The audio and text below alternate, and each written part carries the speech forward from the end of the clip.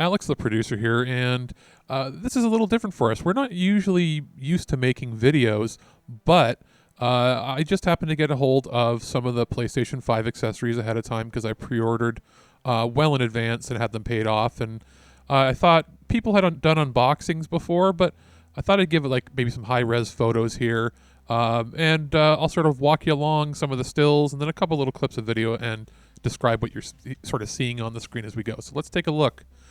So what I got was every accessory that's pretty much available for it at launch. They were pretty much in stock I saw on the shelves. You could probably pick up more if you wanted to, which is pretty sweet. Now, this is the media remote, which I haven't seen a lot of people talk about. It does come with batteries. To get it open, you have to clip a little clip on the back of it that pops off the shell, similar to how the system's going to look. You pop the batteries in, and it seems to go together pretty well.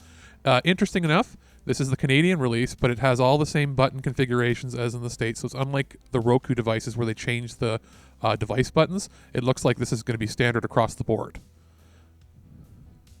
Now, I played around with it a little bit. The buttons all click in, and in doing so, what you'll find is there is a tactile function to them.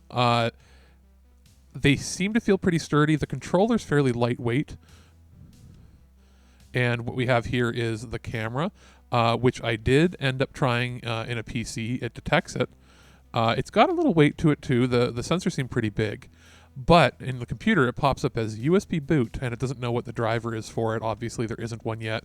But it does detect. So that means there could be, something with the firmware, or maybe in the future we'll be able to actually use it as a webcam on a regular PC. I wanted to note that it does say on the cord it's a USB 3 camera. Not very many webcams do that. So the fact that it's probably because it has the two 1080p sensors. So it does show that it must be plugged into a USB 3 port, which is funny. And what we have here is the dock. I wanted to see if the dock itself would quick charge. And it doesn't say anything in the documentation about quick charging, but it does show that it gives enough power pretty much to both controllers to charge at full rate. A lot of third-party docks will split the power amongst 2 or 3 devices, or 4 in some cases like the Switch, and the controllers charge slower. That doesn't appear to be the case here. It's a little blurry there, unfortunately. Sorry, my SLR didn't quite focus as much as I wanted to, but it shows that it's a higher amperage, 2.8 amps, so that should adequately power both controllers at the same time. In the documentation for the controller here, what this shows is it's 1.5 milliamps or 1.5 1500 milliamp power rating input. So it does seem to charge faster or take more power than what the PS4 controller originally did. In my hand, it has a decent weight.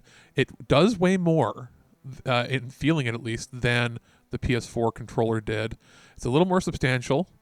On the back, you can see that there's one of those microphones because there's 2 on there, one for noise cancellation and one for picking up your regular voice. The analog sticks feel pretty nice. And interestingly, when you plug this into the computer, it detects as a wireless controller. But I'll tell you this right now, one thing it doesn't do is it doesn't place on Stadia. So unfortunately for all these Stadia players out there, it doesn't go. Now, there's a lot of I'd say, tuning done to the way the buttons feel. Those triggers are the ones that are going to have that haptic feedback. They feel a little tighter than normal when they're not plugged in, but it's not as heavy of a controller as I thought it was going to be. I thought it was going to be like the Elite on the Xbox, and it's not. Now, I tried to get that to sort of snap in place. It doesn't snap. It sort of sits there and makes a clicking sound once it's in place. So that's pretty much just an overview of what I've got. Sort of keep an eye on this channel here. Subscribe. We usually do this just as sort of an extra audio output format here, but we're going to be doing more streaming come the new year because, new generation, new consoles. So check us out, thisweekingeek.net. We just launched a new website, first version in many, many years, fully optimized for mobile. Check it out so you can subscribe to all of our podcasts and keep up to date.